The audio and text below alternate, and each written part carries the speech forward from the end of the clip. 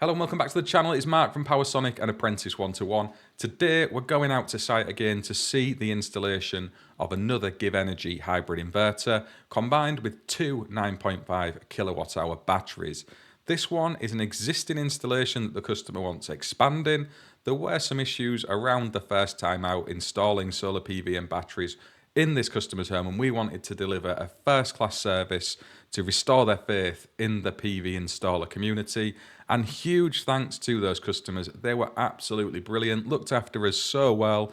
We got well fed and watered, lots of nice conversations, and it always makes a great difference when you're working with super nice people. So thank you very much.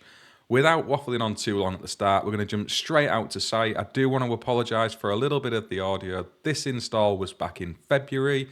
It's in a beautiful part of the world, but it was a little bit breezy from time to time, so it gets a bit muffled here and there. So forgive me for that.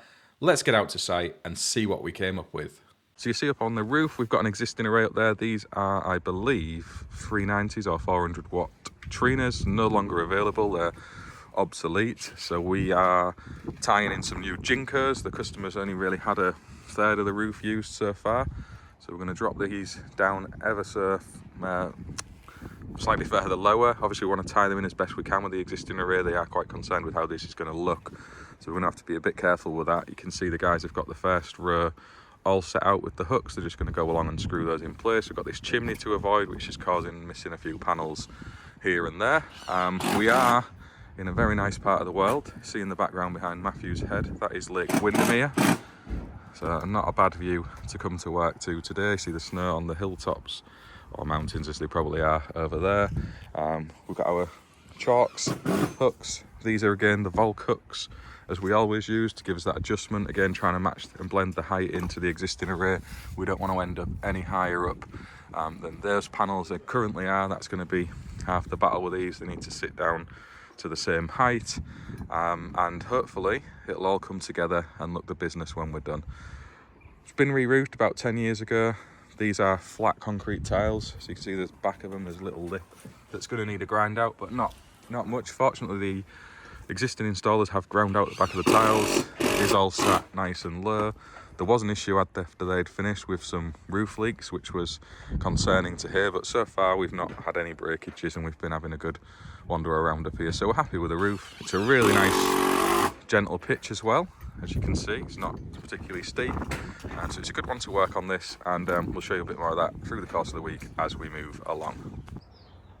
So I thought we'd have a look through the existing setup we've got here. So we've got our supply cable coming in to the service head, which then runs into this meter, to a main point of isolation for the entire install, and then we're off and into these Henley blocks. We've then got a few consumer units tapped off. So we've got DB1, which is looking after the house, and as you then got our solar board.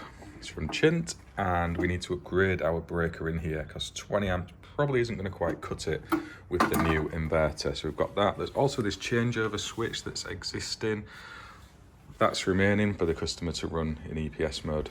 Nothing to do with us as such. And then we've got various CTs for the EV charger, solar PV and battery and such. We run along into this little cupboard, which is very handy. This is underneath the house. So our house is above us, and we've got an existing inverter. This is a 3.6 kilowatt GivEnergy system, and all existing, nothing to do with us. So we're going to tidy all this up. But you can see our AC feed comes into this rotary isolator, runs down into the inverter. We've then got an EPS port, which is going out through that wall in the back there, off to the EPS changeover switch. And then we've got our DC strings coming down off the roof from that existing array. And again, plenty of slack in these, but we're going to sort all that out. Only one of these is currently in use. We're going to bring our new array down into the other one. And then we've got an old style battery link cable, because these 3.68 Gen 2s don't have the all-in-one link cable. I'll show you that later on, because we're going for a Gen 3 5 kilowatt hybrid. So once we plug that in, it's basically got the same plug on the end as that, and you don't need to run a separate comms cable like this. It just plugs in. And then we're adding another battery, so we've got room for another battery module. Link those two together. So these are 9.5 kilowatts. It's going to give us roughly a 20 kilowatt battery bank system, 19 to be precise. They've already got a bond between the products. There is, through here, a rear access I can't show you because I'm filming on an iPhone and you can't put your flash on once you've started recording. But there's another big space like this behind here, which gives access to the back of all the consumer units and stuff. So there's plenty of routes for all the wiring. But yeah, we're going to have a bit of a tidy up. These drop down in Kerpexes. And plan at the minute is to pop a length of trunking across as normal, sit the isolators on top of those, and then drop out the inverter and such in and amongst all of that. But we'll see how that comes together once our gear arrives. We're still waiting on our delivery from Rexel. If you can hear in the background, but the guys are up on the roof. We'll go and see what stage they're up to, and yeah, pick it up from there. I have had to make separate orders for these components. If you ever do need chint, they're from Screwfix generally, so I've got those coming. And CPN Kundis is stocked by CEF. Our task on this is to upgrade the 3.6 kilowatt inverter to a 5 kilowatt inverter and add the extra battery, and obviously those new 10 panels. But as always, we like to try and leave better than we find, and I think we can make things look a bit nicer than this. There's no existing schematic with any of this. Without going into the finer details of everything, I think this was a first for solar job that there's been issues with, and the customer had a lucky escape widely compared to other people. However, they were left with a leaky roof and a system that's not really performing as well as it could have done. So we're going to get all of that sorted out through the course of this video and see if we can put our usual touch on this to transform it into something that looks a bit nicer as well. So I mean, it's the aesthetics of things. This is perfectly functional. I'm sure the terminations are soundly made off. You could make issue with some of these loops of cable being unsecured, the fact they're resting on the pipes. You know, it's not the best. They can be snagged and pulled out, but the connections seem to be in good order. I can see no signs of any overheating, so we're not got a problem, really, I suppose. It can just be a lot nicer without too much extra effort, and that is what we're going to try and do on this one. So you can see the guys have got a few hooks down now. We've got them all ground out underneath. If I zoom you in, you can see there they're good, and we're all kind of locked in as we go. We're just waiting on Rexel to come now. We've got an order in for delivery this morning. We've used up our stock of hooks already. I think we need another 9, so we're just getting them ground out, ready to drop the hooks in. Speak about the array, so these are slightly narrower panels than the newer ones. I think it's about 5mm in it, but the Renyasol mounting system, if I zoom you in, has quite a large gap between the panels, and we're blending it with Volk for a reason, because they're a narrower gap, and I'm hoping that as the array comes together, the combination of our ever so slightly wider panels but a narrower gap is going to allow for it to look okay when it is up there. We will see. If we blended with Renyasol just the same, we would have ended up with a stagger as we moved along. This felt like a way we could perhaps achieve a nicer look. Because the roof's pretty flat, it's not a big pitch. I'll zoom out a bit more. I think it's about 20 odd degrees. It's pretty gradual.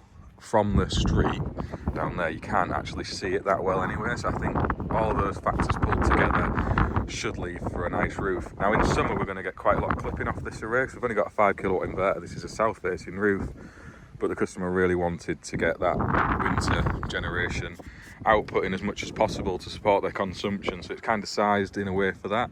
They didn't want to blend landscape with portrait panels. They didn't want to lift this array off and replace it or do anything else with it, due to the fact there has been issues with those original installers and warranties and such. So that's staying as it is. It was off the table as an option. Our array finishes where this red line is. We've got about 1700 to the gutter, so we were really close to being able to get another row in. However, that said, like we say, in summer we're kind of covered anyway, and in winter now with these 12 400 watt panels up there and soon to be 10 435 watt panels, that's a beefy old size of generation as it is regardless. And I guess if they wanted to and they changed their mind on mixing landscape and portrait panels, they could always maybe add another 3 or 4 in along the bottom here. But sometimes the juice isn't worth the squeeze if aesthetics and everything else is factored in to that equation as well. You can see out into the distance, old Lake Windermere there, and it's been a bit of a mixed morning. It's been sunny, cloudy, a little bit of drizzle here and there, but we've struck lucky on this one. Coming to the Lake District in February, it could have been so much worse. We could have been buried in snow on this roof, but thankfully that's not the case. So I think in a couple of days we'll have this one largely buttoned up, in fairness. There's just the 10 panels to drop on. This will be hooked and railed by the end of today. If we'd got our delivery a bit earlier, we could have thought about pulling the panels up and putting them down as well. But tomorrow we'll get that done. We'll get all the inverter swapped over and we should be in a position to start the commissioning process. So these really don't take that long once you get into it in nice conditions like this. And while the sun is shining, we're going to make on. I'll catch up with you in a little bit and show you our progress towards the end of today.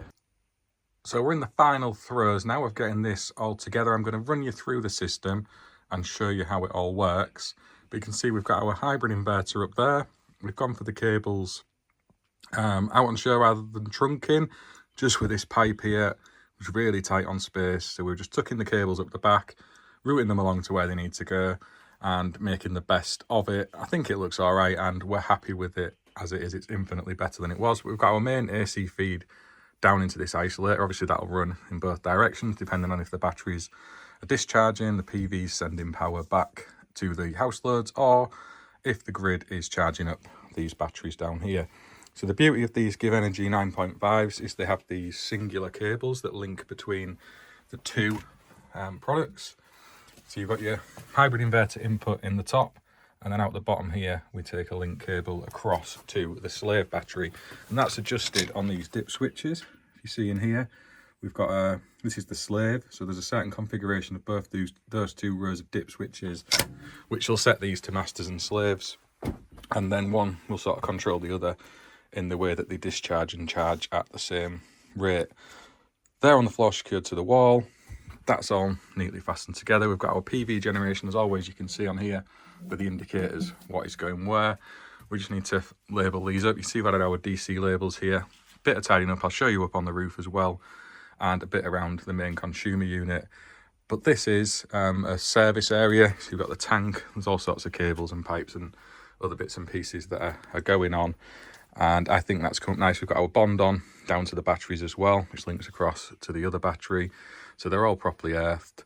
Everything is as it should be, and seems to be working fine. We've got it commissioned. There's also the Tigo tap and the app there. I'm going to show you a bit of that as well and explain how that works, and we'll have a little run through that and the GivEnergy system as a whole in just a minute. But let's go take a look at the consumer unit and up on the roof. So you can see up on here we've got our new array tied to the old one. As I said earlier on in this video, we're not getting involved with any of that top array. It is a little bit close to the ridge than we would have gone.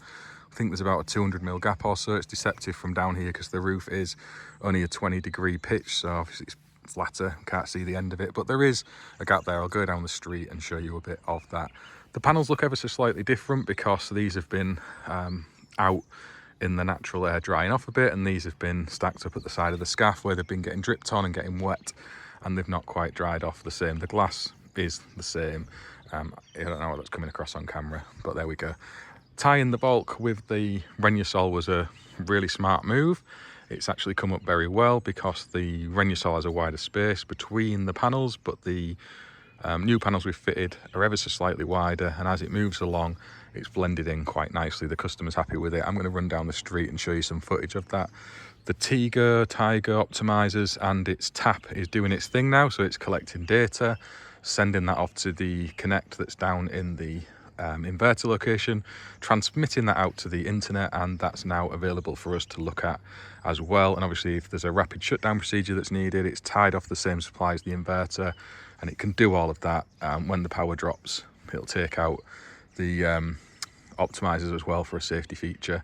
And obviously the optimizers doing the same as they always do, monitoring that temperature on the back of the panels and all of that good stuff, whilst giving us a blended output of this array. We've had to drop this middle panel here into an optimizer. There was an issue with the voltage on this top array, so the way it was set before, in the worst or the best conditions if you like, the voltage was over peaking what the inverter could handle. So we've used optimizers to solve that problem as we've made our addition. These panels run at a lower voltage down here, and obviously there's two less of them, so we're fine in terms of our power output and that voltage output as well, as they add up in the string series. You see off the bottom here we've not quite got enough space for another panel, which was a shame. Would have been nice to have got another row in, although the customers obviously now got a 4.8 kilowatt array at the top and a 4.35 kilowatt array down here at the bottom, which is lots of generation. I think if these panels had been laid in landscape, we would have probably got more on. As I said, we wouldn't have started so high up anyway, so if we were doing them in portrait, it would have been a little bit low down, and then this last panel would be over the gutter. As it is, it finishes, if we'd put another one on, like here, just on the edge of the last tile, so that's too close. If you get the rainwater running off, which is quite a big array, all that spills over the gutter, and yeah, it's not helping anybody. But I think we could have maybe done these in landscape and squeezed a few more on. Like I say, the customer doesn't want to interfere with any of the existing system. The roof did leak. I think they'd ripped the felt as they've banged the tiles up as part of the original install. Looking inside the loft, that's to me what seems to have happened. So we're not going to trip this off and start messing about. I think they've just had enough at that stage. It's gone through insurance and all that stuff. It's not leaking now, and they're happy to just leave that as is. The panel we lifted was fine. The hooks and rails all look okay. We've had a good look around just to make sure there's nothing horrendous under there. And it seems to be all right. The work at the inverter, as you'll have seen, wasn't the best in parts, but perfectly acceptable in others. And yeah, we're okay. We've got a nice space off the side here. We are just kind of 300 in. Again, we tied in with the existing system. Try and keep a little bit further away if we can, but otherwise we're good to go. So yeah, scaff's all cleaned down. Moss is all brushed off from under the array. We're going to just clean these last little bits up, make sure it's nice and tidy. The scaffolders can come and take all this down. But yeah, I'll show you running through the optimizer app. We'll have a look at the Tigo Tego app and see some of the data that gives us, and also the GivEnergy commission. I'll show you some of that as well. This one sailed through. We had to ring up and get the battery module software resent from GivEnergy. It usually happens, to be fair. Really quick, they had us sorted out inside 10 minutes, so there's no dramas with that. Yeah, all up and running now. Customers happy with it, and we're just going to pack up and clear off. But I will take you through the apps on this one as well, just to finish the video and run through it for any of you customers out there who are watching and explain how all of this operates. So there we go, from ground level you can see the array up there is looking good, and we are very happy with that. It blends in quite nicely. Just need the scaffolders to come now and take the system away. So let's have a look at this customer's installation on the Tigo, Tego, however you want to pronounce it, app, and you can see it is currently generating. So we're late on in the day here. It's 10 to 5 and time has moved along. We are now in April, and really that was just to allow a bit of data to build up within both of these systems to show you guys following along with this content. And you can see here we get a good overview from the main dashboard of what is going on with this installation in terms of its overall performance, and also some of the trees that have been planted as a result of it. And bearing in mind, this is just for 11 panels. As we said, we optimized one of the existing array and the new 10 that have all gone along. Now, if we look at the system view here, you can see it will give us a performance rating of these panels for today. So you can see at the bottom there we've got the day, and each one at an individual level are roughly performing the same. As you would expect, the smaller output powered panel slightly behind the larger ones, and these subtle differences is interesting data to monitor over a course of time. Things such as bird drop-ins on individual panels can affect the performance, also shading off adjacent buildings and the way the sun rises over the array. Even when they are close together, there can be subtle differences on the horizon that will affect the performance of those panels. You can see, largely speaking, if you look here over towards the left-hand side of the roof array, we're getting slightly better performance than that over on the right. And it's probably due to elements of shading off this property next door, and also some of the tree line in the distance as well. There is a panel that's performing especially well here, and again, that can be down to tolerances. It may just have been a particular variation on the day when it spent a bit more time unshaded from clouds than something else. It can be as subtle as that. If we delve back through the data, you can see historically kind of what's building up here, and you get more of a picture in terms of a panel's performance against the rest of the array. And again, these things are only tested to what's termed standard test conditions and knocked, and there is tolerances in all of that, so these will have subtle differences even in exactly the same environment. So really you're just looking for kind of the historical comparison between each of the arrays in an individual segmented view rather than an overall output performance. So you can see there just shuffling along, and you can do that through the full history of the panels. If you go into the basic charts, and again, you can pay for a subscription for this app where you can get more data and detail more instantly, but this is what's freely available. You can see here on the hour by hour basis, we can see what's gone on this particular day. So again, this is the 4th of April, minute by minute, you can see that. If we skip back through, again, you just see the different performance. This is obviously a cloudier day, less generation. You're getting the totals here in this top box here. But again, it'll vary based on what the weather's doing. In the Lake District, cloud and rain, I have heard, is a significant factor. But you can see here that was a particularly good day. And again, bearing in mind, that's just the 11 panels, not the whole system. So that's giving you a good bit of oversight there. If you get any alerts, they pop up in here. Likewise, you can make adjustments and additions to the system and all kinds of other things as well. It's way more complex than just an overview of what's going on, but I don't want to delve too far into all of the settings and features because this is a customer's installation and I don't want to share any of their private information. So I'm being a little bit careful, but yeah, this is a great way to monitor at a panel level what is going on. And you can see the picture there that we've updated into the customer's app with the scaffold gone and the panels have blended in super duper nicely. That has come up fantastically well. I'm very happy with that. If we look at the GivEnergy app, and again, I will have to blur out the customer's name. This is specific for right now, and this includes all of the panels. So this has got the entire array feeding in. You can see today we've had 20 kilowatts or so of generation, and the battery's currently set fully charged. If we look at the graph itself and maximize this, we can see the generating window where we've had a peak up towards 5 kilowatts. The battery did a little bit of charging this morning and the rest has largely been exported. You can see there's been a fair amount of export there taking place. If I clear off all of these and we can just choose the export, and you can see exactly what's gone on there in terms of export, where we've had a fair old chunk at over 5 kilowatts for quite a prolonged window, which is fabulous. If we look at some different days, you can see how that varies. And again, it'll track the demand within the installation and also what the solar performance has been.